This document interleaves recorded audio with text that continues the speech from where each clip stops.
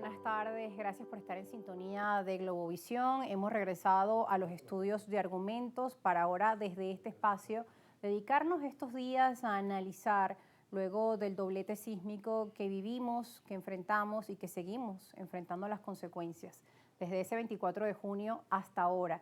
¿Qué sigue? ¿Cómo reconstruir nuestro país? ¿Cómo aprender pues de todo esto que hemos venido enfrentando como país, una tragedia que nos enluta a todos y que desde este espacio pues también enviamos nuestro mensaje de solidaridad a toda la población venezolana afectada, aquellas que perdieron miembros de su familia, amigos? Bueno, a estas alturas todos hemos perdido quizá pues algunos conocidos, seres queridos, producto de ese doblete sísmico. Hemos dejado ya la actividad en la calle para retomar acá en los estudios al análisis reposado sobre la gestión del riesgo. Una vez que ocurre el terremoto, ¿qué sigue? ¿En qué fase nos encontramos?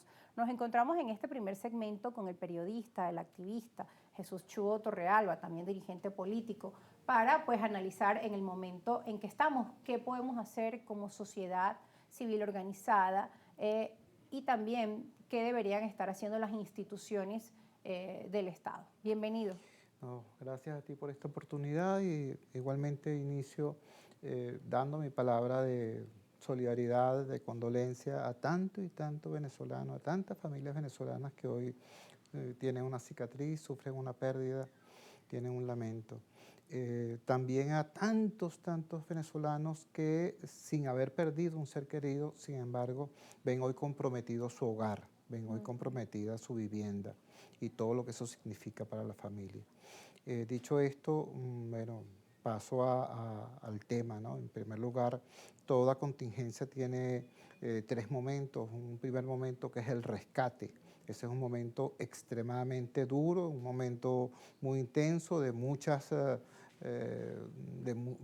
demanda, ¿no? Es la lucha épica contra la muerte y además una lucha contra reloj, cierto.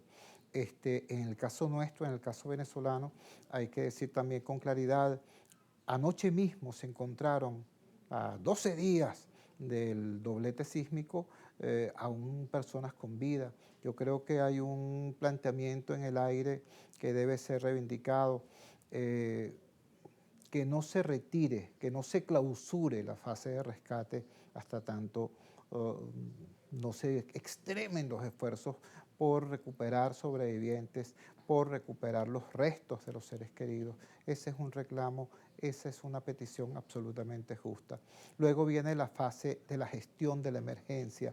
Esta es una fase quizás no tan épica como la primera, pero mucho más demandante, va a ser mucho más larga y va a ser mucho más costosa. Esta es la fase que se verifica en los llamados campamentos de transición o campamentos provisionales y en los refugios.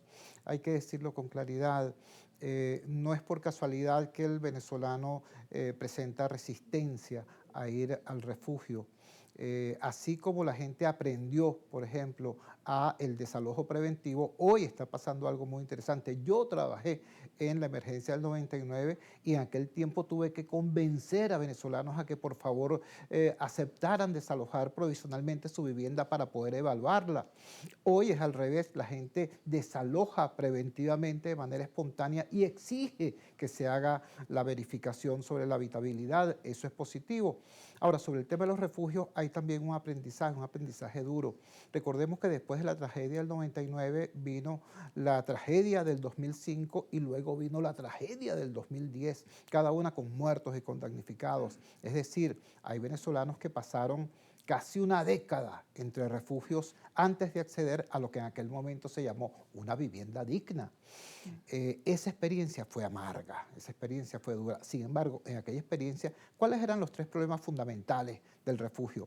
Primero, el hacinamiento. Segundo, el déficit o carencia absoluta de servicios básicos fundamentales. Tercero, la falta de privacidad. Hoy, 16 años después, son otros los peligros. Venezuela viene, bueno, si antes del terremoto había problemas con el agua potable, ahora los hay más. Si antes había problemas con la luz eléctrica y había apagones, ahora los hay más. Pero antes del terremoto había problemas de violencia intrafamiliar, problemas de violencia contra la mujer, de violencia sexual incluso contra los niños, muchas veces perpetrada por parientes.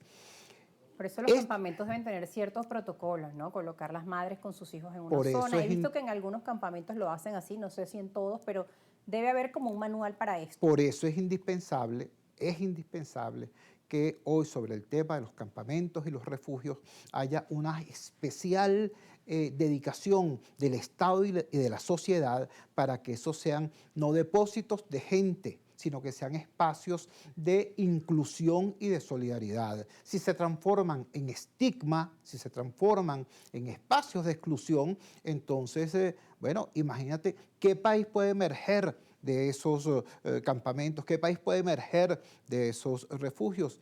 Es decir, no se trata de ser solidarios con los damnificados única y exclusivamente, se trata de estar pendientes de todos nosotros como sociedad, de todos nosotros como país. Creo que eso es demasiado importante en una obra como esta.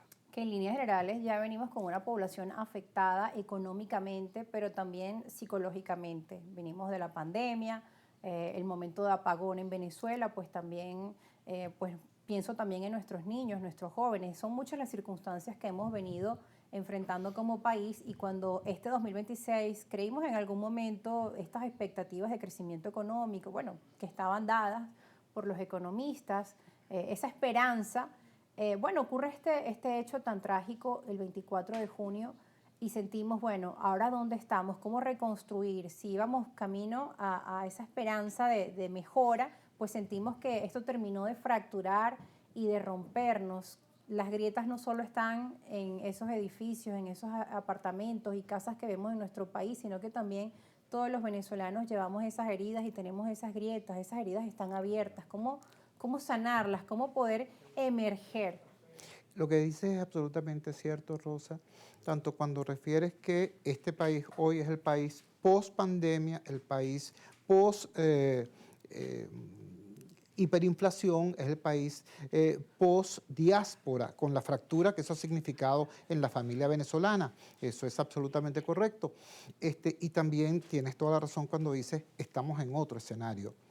Esto es demasiado importante que se entienda. Tratar de debatir el país post 24 de junio con las mismas coordenadas mentales y sobre todo con las mismas coordenadas políticas del país post 3 de enero es un severo error. Yo lo voy a decir, así le caiga bien a algunos y mal a otros. Yo observo hoy lunes una tendencia lamentable al atrincheramiento en el Ejecutivo Nacional, en el gobierno provisional. ¿Por qué lo digo? Bueno, porque algunas cosas, yo siento que hay una especie de intención de ponerse al día. Pues después de ser acusado de una reacción tardía, quizá deficiente, entonces hay una especie de apresuramiento. Se nombra entonces un funcionario como Jacqueline Farías, se inventa una gran misión, no sé qué cosa, sin las consultas necesarias a los actores fundamentales, sin decirle al país qué es lo que va a hacer ese funcionario, qué es lo que va a hacer ese organismo, con qué recursos cuenta, en qué plazos va a presentar un informe, dónde está el punto cero de su actuación. O sea, creo que hay algunas cosas que deben ser revisadas.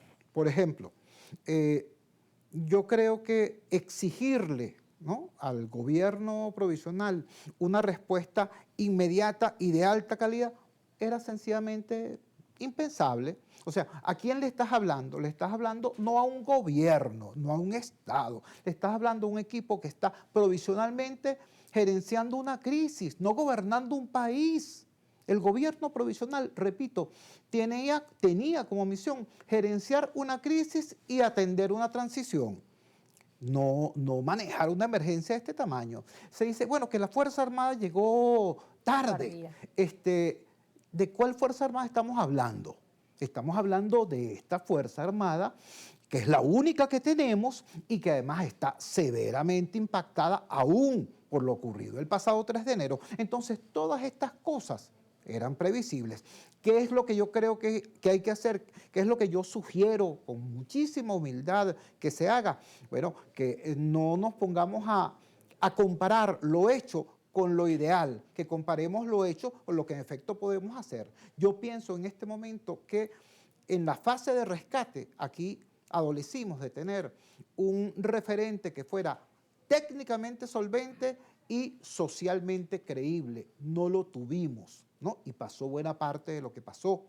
Para las fases que vienen, para la fase de atención a la emergencia y la fase de reconstrucción, necesitamos no un burócrata cualquiera, no un funcionario militar o civil, no, necesitamos un referente, repito, técnicamente solvente y socialmente creíble, que sea capaz de convocar al país, porque una cosa como esta no la puede atender cualquier actor. Una cosa como esta, si acaso es posible enfrentarla y salir relativamente exitoso con una unión de Estado y sociedad. Entonces, ¿quién está en capacidad de hacer una convocatoria de esa naturaleza? Eso es lo que hay que construir, eso no se inventa, eso no se improvisa, eso hay que construirlo. Mi llamado es, entonces, tanto a los actores del Estado como a los actores de la oposición, y más que de la oposición, a los líderes de la sociedad, que yo entiendo que tienen cierta reticencia a pagar el costo reputacional de asociarse a cualquier iniciativa oficial. No estamos hablando, repito, del escenario antes del 24 de junio. Estamos hablando de un nuevo escenario que es esencialmente humanitario y que nos compete a todos. Un escenario que sobrepasa, que nos acoge, que pues lamentablemente no creíamos que estuviéramos frente a una situación así luego de tanto, pero estamos en un momento en que la población, en la que los ciudadanos demandan y exigen respuestas inmediatas y urgentes para atender esta contingencia generada, como lo mencionabas, la cantidad de damnificados, de personas afectadas. Todo esto lo seguiremos hablando al regreso de la pausa. ¿Qué sigue? ¿Cuáles son las propuestas, las soluciones, el control epidemiológico, de salud, control sanitario, todas estas aristas que también son importantes abordar y sobre todo cómo en medio de las circunstancias actuales poder reinsertar a estas personas que se quedaron sin hogar, que lo perdieron todo. Veo muchos niños también que perdieron no solo su familia, sino también partes de su cuerpo. Estamos ante un drama Así es. que no habíamos visto en nuestro país, que nos sobrepasa, como decía, y que es importante en momentos como estos, pues quizá unirnos o cada quien aportar desde lo que mejor sabe hacer Así para es. solucionar este problema. Tenemos que ir a la pausa. Al regreso seguiremos conversando con Jesús Chuo Torrealba, @argumentosgb, @rosa_periodista, por nuestras cuentas, como siempre, a la orden, para que nos hagan sus preguntas y sus comentarios. Ya volvemos.